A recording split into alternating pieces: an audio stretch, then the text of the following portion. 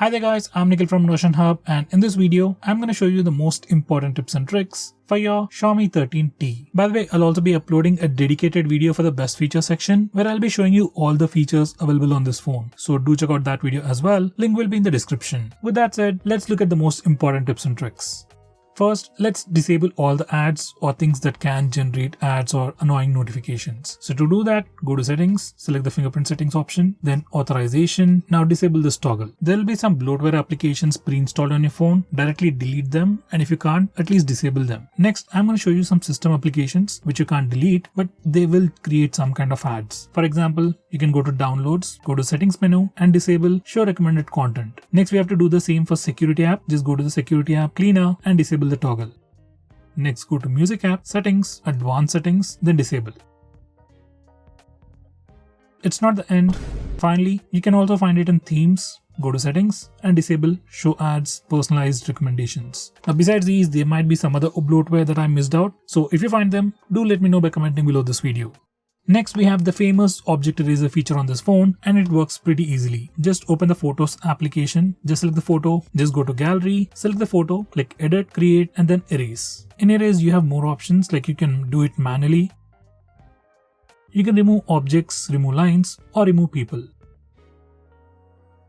Next, we have the bokeh feature where you can turn normal photos into portrait shots. Using this feature, you can change the amount of background blurriness you want, and you also get all these filters which can further improve your portrait shots or the bokeh shots.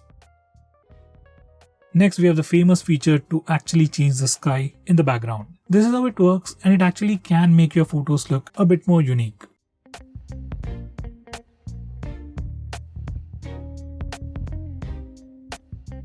Next, we have Ultra Battery Saver, which is another unique feature available only on this phone. Let's say you have just about 5% of battery and you want your phone to stay alive for 2 to 3 hours. Then you just enable this Ultra Battery Saver. It'll kill all the applications running in the background, restrict your phone's usage, and give you basic features like calls, SMS, and keep your phone alive for the next 2 to 3 hours. This is an amazing feature that you should definitely use.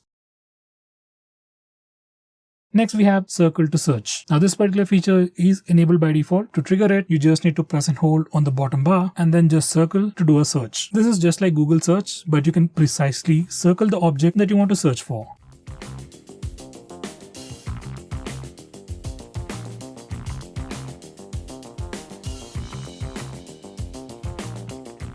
Next, I'm going to show you navigation gestures. Now you can enable from these settings, and once you enable it,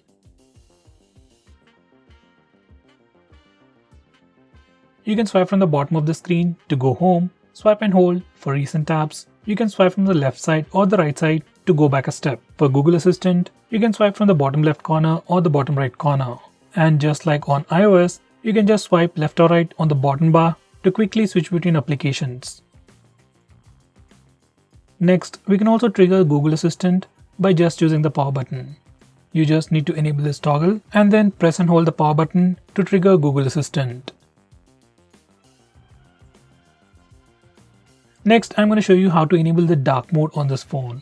So from settings, you can enable the dark mode, and once you enable it, all the system UI elements change to the dark mode. Even stock apps like phone dialer, SMS application even change to the dark mode. Even the Google applications will automatically change to the dark mode. Now this dark mode definitely helps you save some battery, looks much more cooler, and also affects your eyes less at night. From these settings, you can also schedule to automatically turn on and turn off dark mode at a specific time.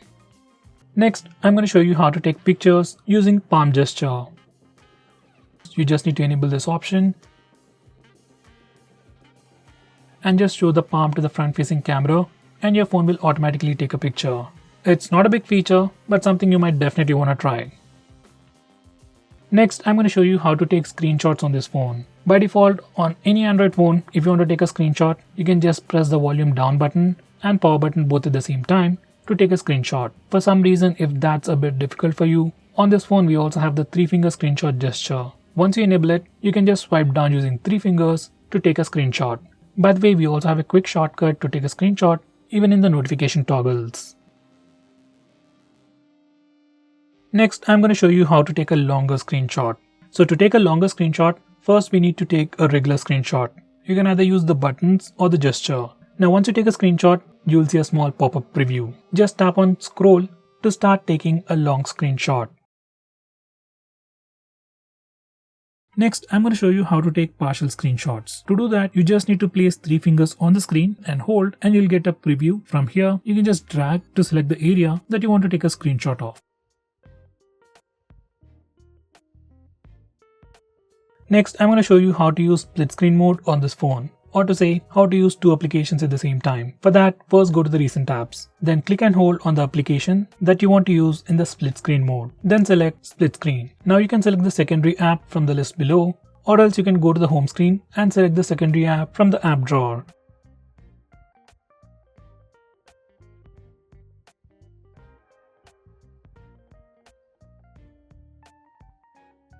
Next, if you want to change the display sleep time or the display screen on time, you can do that from these settings. Normally you can find it in the display options on other phones, but it's a bit tricky on this phone. Next, if you want to display the memory usage on the recent apps page, you need to enable this particular toggle. And once you do that, every time you go to the recent apps page, you can check out the memory status. Next, if you want to display the battery percentage on the status bar, this is what you need to do. Go to these settings and you can choose between any of these options. I would select percentage outside the icon. Similarly, if you want to display the network usage of your phone on the status bar, just enable this toggle. Once you're done, your phone will display the real-time network usage information on the status bar.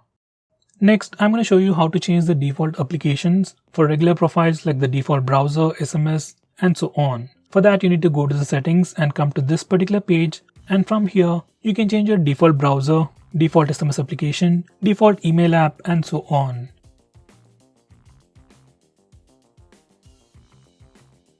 Going on next, if you're someone who's really concerned about privacy about your phone, and if you want to lock few applications on your phone, you can do that on this phone without installing any third-party applications.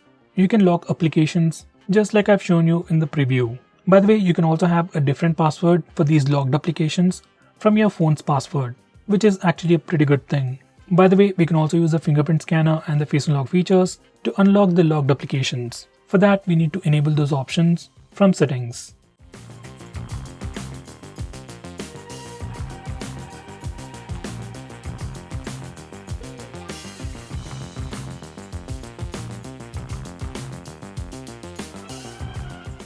So guys, these are all the most important tips and tricks that you need to know about your phone. If I missed out on anything important, do let me know by commenting below this video. With that said, this is Nikhil signing off. See you in my next video.